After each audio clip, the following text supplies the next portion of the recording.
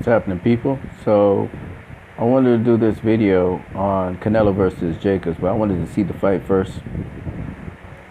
First of all, I had Canelo winning 8-4.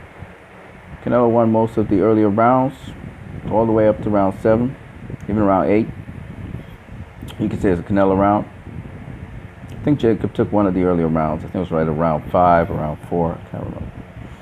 But after that, Jacobs took rounds 9, 10, and 11. And I think Canelo took round 12. So I had it 8-4 for Canelo Alvarez. Before going on further, here's the fight that I want Canelo to face.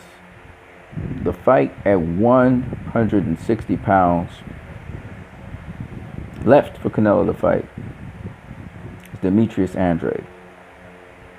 That's the final fight. Canelo should fight at 160. Then he can either defend at 160, whoever he wants to defend against, whether it's GGG or whoever.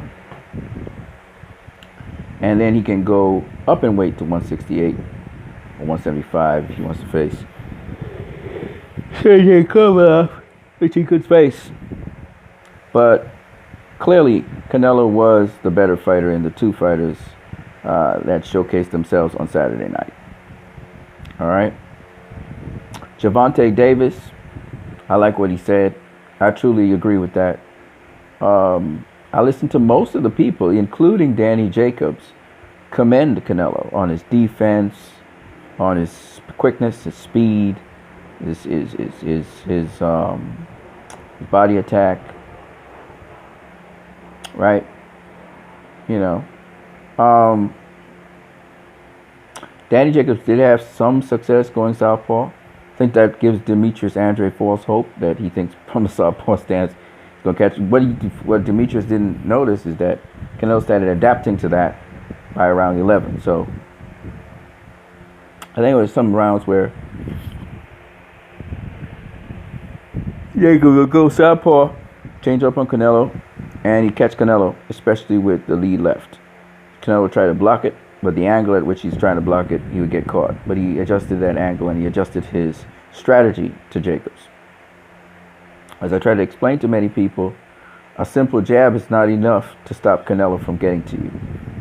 Canelo has all the tools to neutralize a jab. If you look at jabbers, Canelo has faced a number of excellent jabbers. He faced Austin Trout, southpaw jabber. He faced Erislandy Lara, excellent jabber. He faced Miga Cotto, another excellent jabber. And then he faced Gennady Golovkin, another excellent jabber.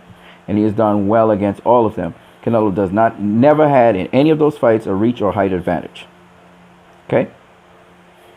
Danny Jacobs is another excellent jabber, and he has done well against it. So if you think that you can stop Canelo with a jab, you know, they always tell you jab, jab, jab in boxing.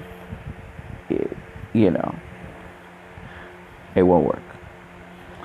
In terms of fights that I don't want to see Canelo matching up against, I don't want to see him match up against Errol Spence. I think that's you know, a lot of people make excuses about Canelo fighting smaller fighters. I think at this point in time, Errol Spence has business at 147, period. He's not a 160 pounder. I don't like that, you know, these bigger fighters are looking to fight these smaller fighters. Yes, Errol Spence fought Mikey Garcia. Mikey Garcia wanted to fight Errol Spence. Yes, Errol Spence was the first guy to call out Canelo's name. He and his trainer. That's why Canelo and Oscar was making the offer. But at this point in time, I don't think Errol Spence is ready to handle a Canelo. When he gets a little bit more weight, a little bit more size, gets acclimatized to 160 pounds, sure. But right now, I don't think that fight is going to be one-sided. It's going to be just one-sided. Another fight that I'm not really interested in Canelo facing at this point in time, I'll be honest with you guys, is a third Triple G fight. I've seen Canelo beat Triple G twice. I don't need to see him beat Triple G a third time because it's just going to be worse. Triple G has hired Banks as his trainer to try and get some more slickness, some more defense in there. It's the trainer that also was training Vladimir Klitschko. I personally don't think is going to help Triple G that much, but I mean, he's probably getting a guy that's cheaper as well than Abel Sanchez, so that's another plus there. With respect to Canelo and other opposition at 160 that Canelo could face, the last person at 160 I would like to see Canelo face would be Jamal Charlo. I don't know if that'll ever happen. He is a mandatory for Canelo, one of Canelo's belts. But honestly, that's the last of the guys, because Demetrius Andrade was in Canelo's weight class at 154, and Jamal Charlo was in Canelo's weight class at 154 as well. If he doesn't see Jamal Charlo at 160, because I think he can move up to 168, I hope he sees Jamal Charlo at 168. But definitely, if Demetrius Andrade has that WBO belt and Canelo is looking to unify, it would be a great thing if he faced Demetrius Andrade. All right, now Demetrius Andrade has confidence he can beat Canelo. Honestly, I think that Danny Jacobs was the only other person that could beat Canelo, that had a chance at it.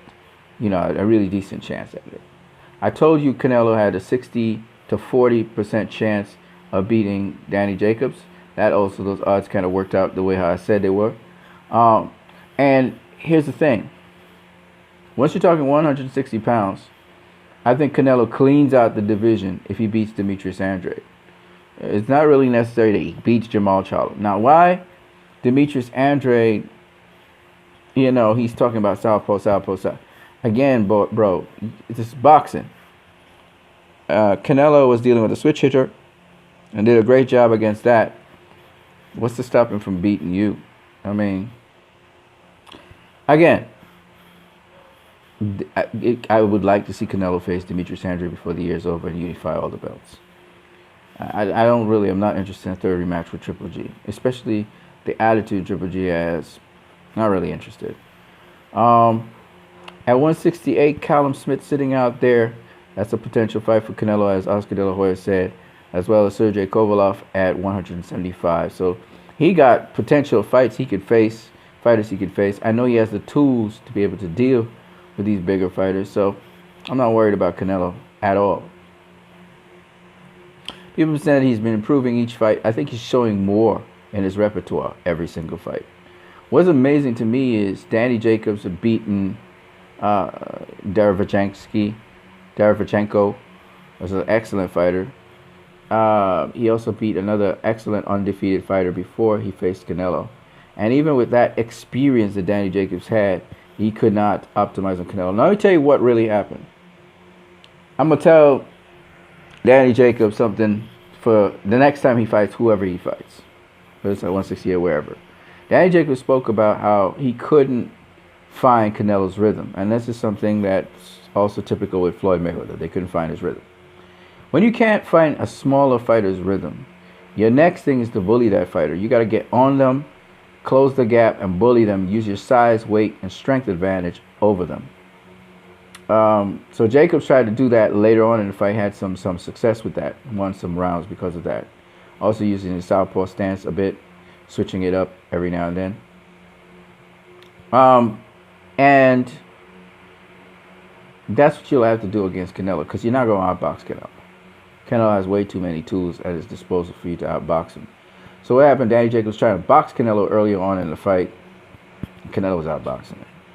When he started to try and bully Canelo a bit, box him but still bully him a little bit, he had a little bit more success. He didn't beat Canelo, but he had a little bit more success. He wasn't winning all the rounds. Of course, Canelo adjusted to him, so it is what it is. With respect to Danny Jacobs, what is the options he has? He has a lot of options. A lot of options, because he had a decent account of himself. Even though the fight was 8-4, it was competitive all the way through. So I would say for Danny Jacobs, you know, how he pressed Triple G, he was not able to do the same against Canelo. Okay, that's just what it is. Canelo was a smaller guy in there. People were saying he had the harder thudding shots, but he was a smaller guy in there. But he just has better placement, better timing than Jacobs. That's why he wanted to fight. As well as he has certain skills and tools Jacobs don't know nothing about that allows him to be able to do what he does in that ring. All right. And finally, I just want to say one more thing to all you fans out there. My channel has over 900 subscribers. But for me to go live streaming, I'll need to have over 1,000 subscribers according to YouTube. So if you guys could do me a favor and get more subscriptions so that I can have over 1,000 subscriptions, then I can actually live stream these fights. I don't have to record this stuff as I'm doing right now. Okay, guys, I hope you guys have a great day. I was much more I want to talk about when I talk about Canelo versus Jacobs and some of the other scorecards and all some of the other fights that happened over the weekend. But I'll do that some other time. I got to get out of here right now. You guys have a good one. Deuces.